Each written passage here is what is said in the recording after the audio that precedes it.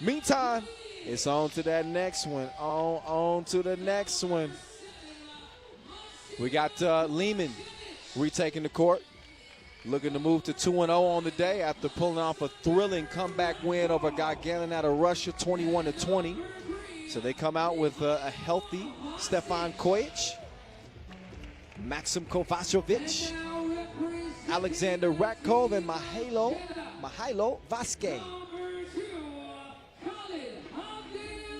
Now, they match up now against an exciting Jeddah team that I think you'd be foolish not to keep an eye on out here. This squad is a dangerous squad. Got some great guard play. Kevin Core holding things down on the inside. Khalid Abdel-Gabbar, Nemanja Draskovic, and Simon Ardouche. They qualified here to play in El Segundo, winning the Shanghai Challenger in 2019. And again, there's their squad right there. This Jeddah team, we saw them at the Debrecen Masters. Again, maybe a month ago, a little less than a month ago. They finished fourth in that competition, okay? So they ended up losing in the semifinals.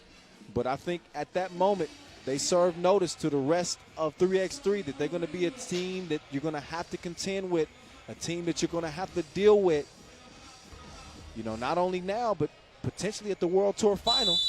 Not to mention, Jeddah is also hosting a World Tour Masters October 18th and 19th. It'll be our last Masters of 2019. So we'll see them there as well. Meantime, this one's underway. Kyle Montgomery, a.k.a. the voice in your ear, coming at you from El Segundo. Meantime, that one was knocked down by Draskovic from Compton. Shout out Kendrick.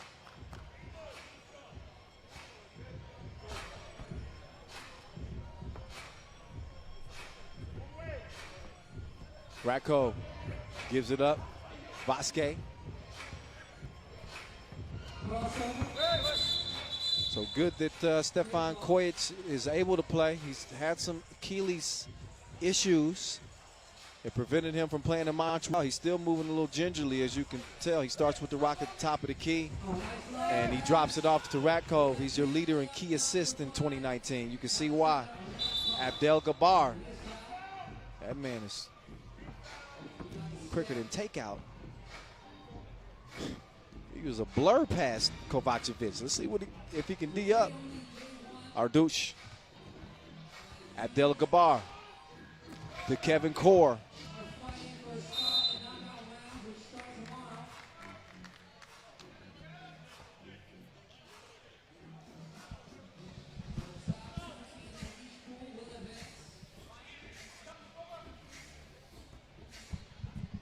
All right, as we get back to it, we want to welcome in one of our special guests here at day one of the action. Joining me now is the one and only, the Laker great, one of the greatest, man, Rick Fox. Come on, Hey. he needs no introduction at all. Well, it's a pleasure to be here, Kyle. Man, we appreciate it, Rick. A lot of y'all, if you remember me from my NBA days doing Game Time and The Jump and the NBA.com.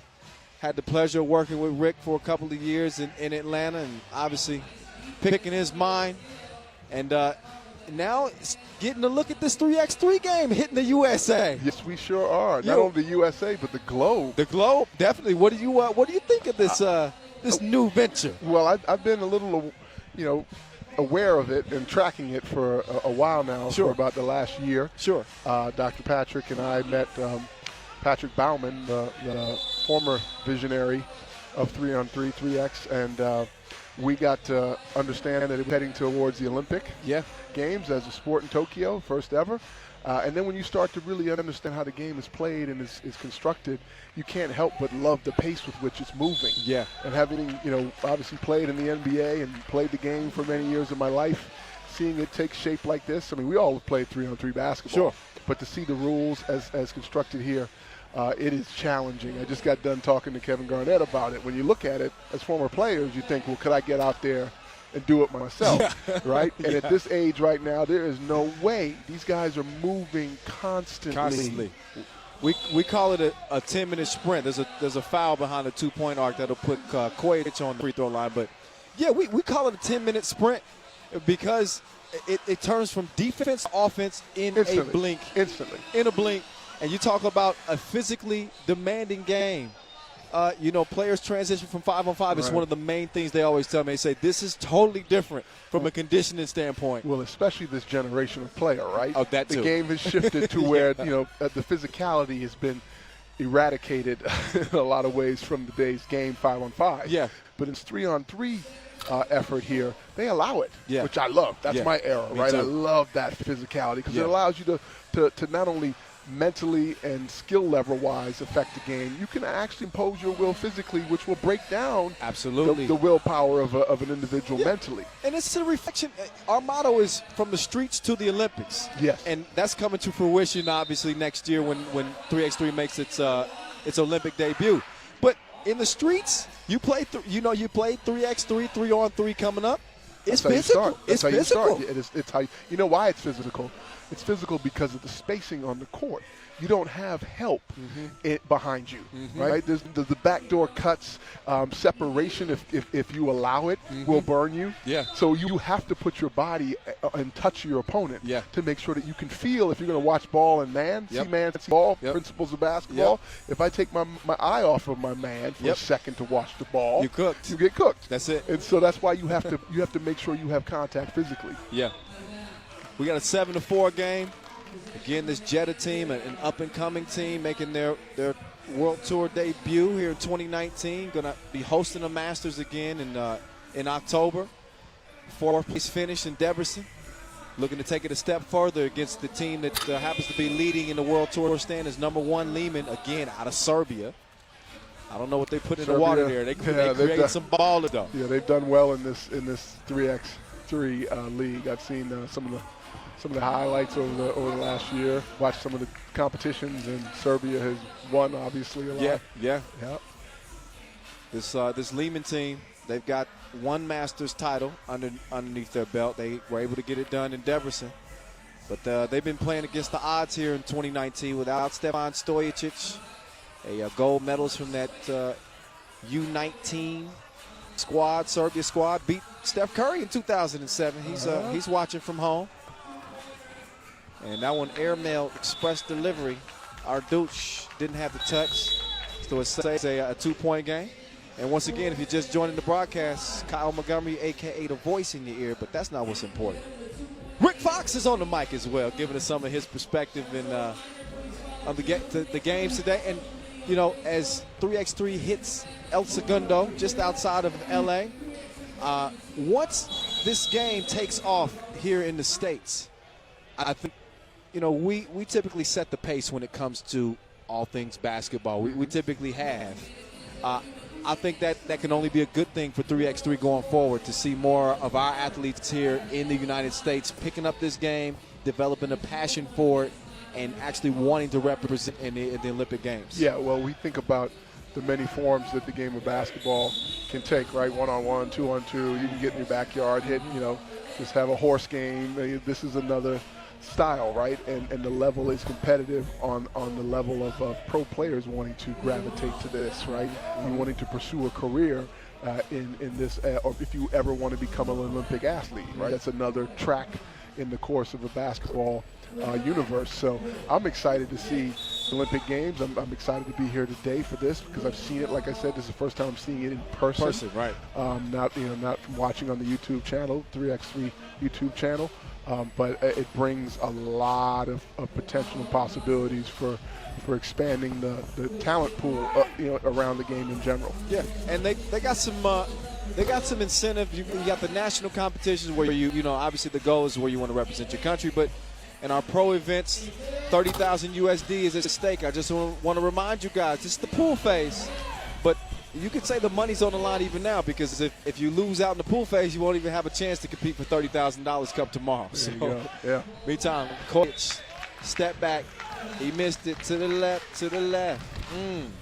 We're Stays 8-6. outdoors. Everyone, you sometimes forget the game can be played anywhere, and this is what I like about the setting here. I've seen this setting in other countries, and it's a beautiful environment, especially with the elements at play too. Playing outside as a kid, yeah. you better add your wind-aided gauge on your game and on your shot. And so it makes things even more interesting, and it's one of the things that's distinctive that I personally like is we can set up at the center point of any major city. Yeah.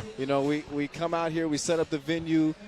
People walking by, even if they aren't basketball fans, they tend to stop and they say, "Oh, what's that music playing?" Yep. Oh, I kind of get the feel of the vibe of this place. What is this? Let me stick around a little bit. And then once they watch this game, as you mentioned, it's hard not to get hooked. It's quick. It's our current society and the way we consume sports. People want the results a little quicker these days. They do. We got 10-minute games. It's the perfect structure for that. Yeah. It's eye candy. It's basketball eye candy. You turn away from it for a second, you miss something. So it'll keep you engaged. It keeps you engaged. We got a ball clearing challenge here in case you aren't familiar with the rules. After a made bucket or even a missed bucket, you've got to take it outside of that 2-point arc and step beyond it with one foot and also lift up the second foot so that you can continue the possession. I don't think if he didn't clear it. Yeah, he didn't clear it. So that'll likely be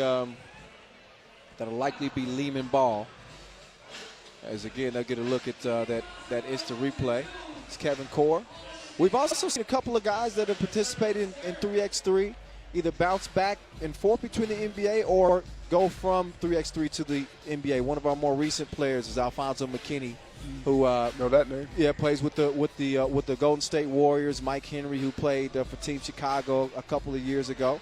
So we get a little bit of it all on this 3x3 stage. So some new up and comers, some young guys, and also some older guys who are looking to find a new path, basketball path, as they go forward. Well, look, the game, there's strengths and weaknesses to everyone's game, right?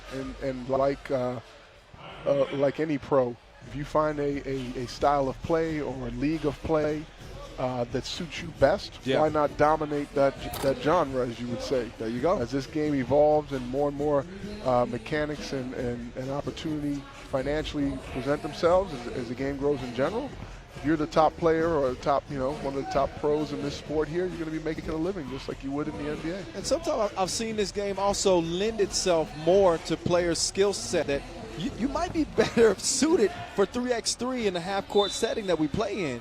Right. More so than 5-on-5. So you see someone come out here and they may not, average many points or have much of an impact on their 5-on-5 teams, but they come and they play 3x3, and they start to become a star in their own right. Wow. So it's just a matter of having that opportunity to operate in a different form of basketball. You tell me if I'm wrong, Kyle, but I would say out of the 400 or so players in the NBA, probably a good 150 of them couldn't play this game simply on the physicality alone. Oh, certainly. Oh, and easily. Probably another 50 couldn't play it because they couldn't shoot. They can't shoot well enough. I was going to say that might be an understatement, but you're right. There's no specialist in this game. You have to have all the skills from what I can see. You got to do it. You've got to do it all. And you definitely aren't going to survive in 3x3 without being able to extend the court and shoot. Yeah, you got to be able to shoot. And defend. And defend one-on-one because there's no help. Nope, you're on an island. You're on an island. Yeah. So that's another thing. It's a highlight waiting to happen because you got people defending on an island. You're typically going to have one guy under the bucket as your last stop of defense. So I'm seeing guys get dunked on, getting crossed out on the wing. I mean, I'm in heaven. Yeah.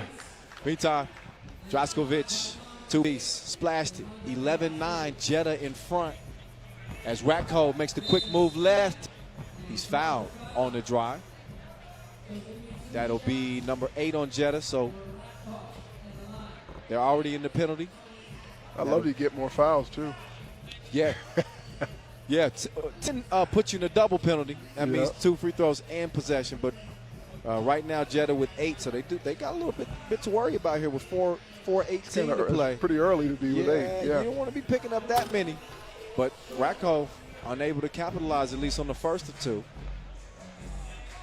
See if Alexander Can knock down the second. He does not. Core, though. We call that a good foul. Good foul. Good foul. If they don't make the free throws, then you got nothing to worry about. But a close contest, 2-point game. Liman with 1 foul to give. There's your tour top scorer, Vasquez. Big old bull that he is. He gets it out to the specialist, Kojic, who couldn't stroke the 2. Rakov continued to fight down low. Scores the bucket. You know, I don't think people truly can appreciate how difficult it is to constantly move and still be accurate as a shooter. This is non-stop movement. And when you think of that, that means your shot usually starts in your legs. Yes. And if you're constantly moving without a break or you know, a second to catch yourself on defense, yeah, you're going to lose your legs. Yeah. And where so are you going to find the legs for the shot? Where are you going to find your legs for the shot? And everything is range here. Yeah. So everyone's shooting with range. So to have that stamina in your legs to make shots, it's incredible. Constant movement while you're defending. Yeah. That's a talent, man. And you can even draw some similarities in this game to tennis. So when you got a good rally going back and forth in tennis, it's back and forth. It's nonstop. You're digging deep just to keep the play alive. 3x3 similar in that way. You got to have great dexterity side to side, and you're rallying back and forth. They score, you take the ball through the net, now you're on offense. Yeah. So it has some of those commonalities as well. 11-10, Kovacevic. He air mails it. Shot clock, shot clock violation, but ball all over the black regardless, so they go straight to work. And a foul on Green. That's 7 on Liman now, so a couple of free throws will follow for Jeddah. Kevin Core will shoot one. Look again at the call. And yeah, Rakov doing his best to hold off the big boy underneath, but good luck with that. And that's what you call a bad foul. Because Core knocks down the free throw. Did Jeddah recently win a series? They did. They won the Shanghai Challenger. Yeah. So they've won at the Challenger phase, but with the big money is at stake, the $30,000, they haven't quite done that yet. Okay. A 4th place finish in Debrecen. Okay. But I'm telling you, Rick, they're knocking on the door. Yeah. Nobody's sleeping on this Jeddah team. Yeah. Look at this quickness from Abdel Gabar. Got to the rim, missed the crib. But I'm telling you, he's a guard that I think he's the spoon that stirs the tea for this Jeddah team. Rakov uses the screen, puts the 2-piece up. Wham. 13-12, Jeddah. Boy, I tell you, there's no. You score, there's no celebration. Get back on D. Get back on D. Transition offense, transition D is a big part of this too. You oftentimes see, especially from the free throw line, on that second free throw, you'll see somebody sprint to that corner. Yeah. And if the defense is caught slipping, it's just a quick kick to the corner and a free shot. Yeah. So these are, some of the little nuances of the game. Look at this split game. Look at this high post split game. Good look. He could knock it down though. Abdel Gabar up fake, cross court. Draskovic open like a double click. Couldn't connect. Kojic lost the rock. Draskovic pull up. Core, give me that. Missed it. Got it again, almost. And then Kojic, it's another miss. So I think some of these shots you see is a product of guys not being fatigued, not having the legs. I saw that shot from Kojic in the corner. Yep. He's been a little banged up, but I think that's a fatigue miss. He just didn't have enough juice to get that one to the rim. Just over 2 minutes to play in this one. It's a 1-point game. Rakov late in the shot clock. That's the other thing. It's a 12-second shot clock. Forces the moves, forces the game, the pace of the game. Yeah, to accelerate. Yeah, got to get it up. There's no Dean Smith 4 corners, that's for sure. Kovacevic, they doubled there, and he wasn't about that action, though. Foul on the inside. That'll put Rakov on the line. That's number 9 on Jeddah. So Alexander Rakov, a former MVP, as I mentioned earlier, MVP of the Mexico City Masters in 2017. Hit one of the most memorable shots in 3x3 history in Debrecen that same year. And now he's trying to lead his team to another Masters win here in 2019. He's got a tie game, 13 all. It's crunch time. Abden. And we got out of bounds on Jeddah, looks like. But they want to challenge it. We are under 2 minutes, so we can take a look at it and see exactly who the rock went off of. Ref Angel will take a look. Let's get another look at this one here. What you think, Rick? I don't know. That's close. Oh, wait, no. That's not close anymore. No. I think that goes off Draskovich's hand easy. Yep. I saw 2 challenges go up. I wasn't sure who was challenging what. I think that's clearly off black. That should be green ball.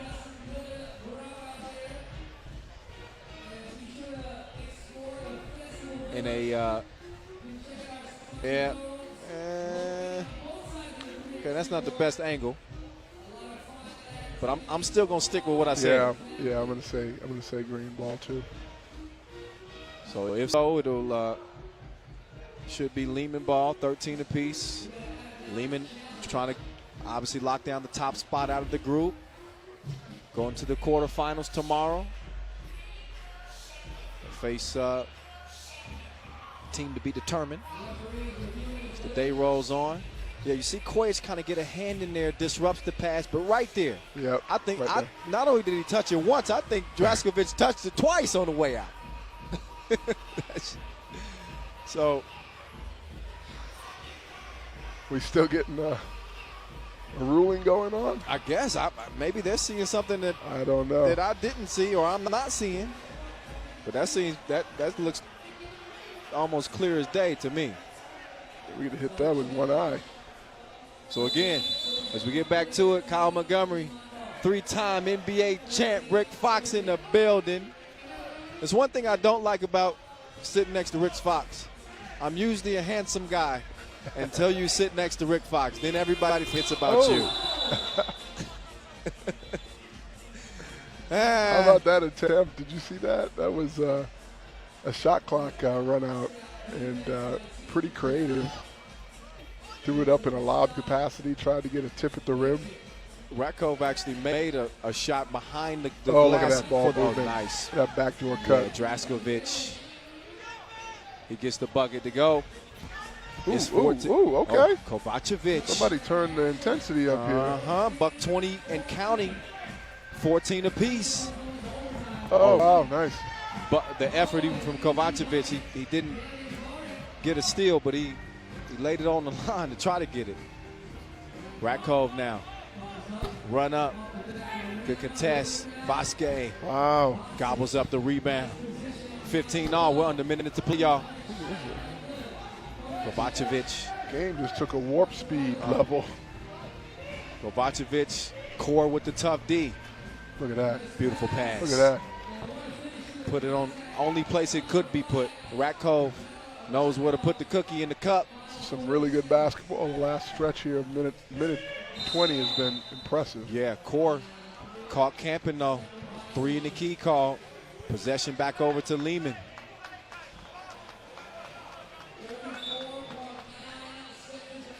They got a Warriors mentality. They've been playing again against the odds so far this season. Saw them in Montreal playing with 3 players, no sub, even down to 2 players at one time. What? And they still managed to beat Shake Gubale, who ended up winning the Montreal Masters. This team, this Liman team. 3-on-2. 3-on-2, and won the game by 1 point. Now, the whole game wasn't 3-on-2, but right, for about a 5-minute stretch, it was 3-on-2, and they held their own. Let's see how this last 36 goes. That. That's great action. That's great action right out of the break. Pinch post action. Gives Liman a 2-point advantage. Can they take it back? Ardouche off target. Hustles to get it to Core. Core going down to get it. Yeah. Rakov That's how the game's supposed to be played. Oh, and a foul call. That's how the game is supposed to be played. Effort, energy, passion. Hitting the floor like that.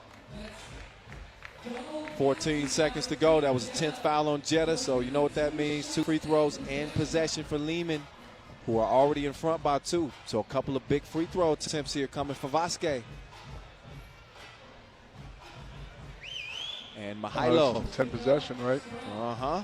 Yep, 2 and possession. 2 and possession.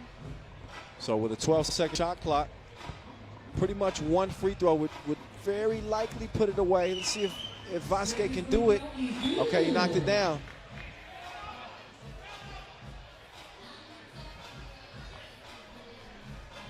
They don't need to shoot. No, they want to hold on to it. Might not have been a bad idea for Jeddah to put them on the stripe again, although they would get possession. But in times of desperation, but I think the writing's on the wall in this one. It's going to be a Liman win. We just need to find a buzzer to sound.